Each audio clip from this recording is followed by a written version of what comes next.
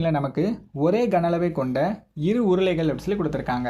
அதாவது கன அளவு வந்து சேமாக இருக்கக்கூடிய 2 உருளைகள் வந்து என்கிட்ட இருக்குது. அதனால் முதல்ல வந்து நீங்கள் என்ன பண்ணணும் அப்படின்னா கன அளவுக்கான ஃபார்முலா வந்து உங்களுக்கு தெரியணும். நான் அதை வந்து வின்னு வச்சுக்கிறேன்.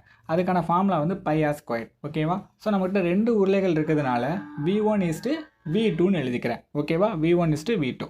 அடுத்த கொஸ்டினில் என்ன கொடுத்துருக்காங்க? அவற்றின் உயரங்களின் விகிதம் கொடுத்துருக்காங்க. அதாவது 2 உருளை இருக்குது. அப்போ 2 உயரம் இருக்கும். ஒன்று வந்து h1 வச்சுக்கலாம், இன்னொன்று வந்து h2ன்னு கொடுத்துக்கலாம். அப்போ h1:h2ஓட வேல்யூ கொடுத்துருக்காங்க. h1:h2 = 2:3.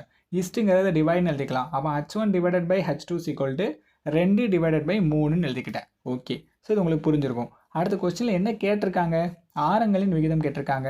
அதாவது r1:r2 என்னன்னு கண்டுபிடிக்கணும். சரி, இப்போ பாருங்கள், எனக்கு v1ம் v2ம் சமம்.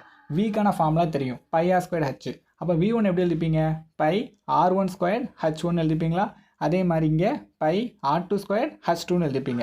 இப்போ என்ன பண்ணலாம்? பையும் கட் பண்ணிடலாம். ஆரெல்லாம் ஒரு சைடு கொண்டு போயிடலாம், ஹெல்லாம் ஒரு சைடு கொண்டு போயிடலாம். அப்போ இந்த ஹெச் இந்த சைடு வரும்போது h1/h2, இந்த ஆர் அங்கே போகும்போது என்ன வரும்?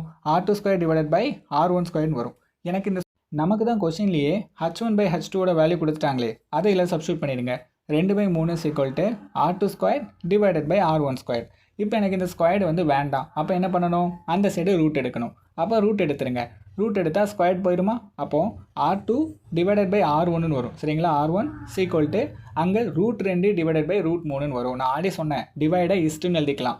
அப்போ r2:r1 = √2/√3ன்னு எழுதிக்கிட்டேன். Okay, super.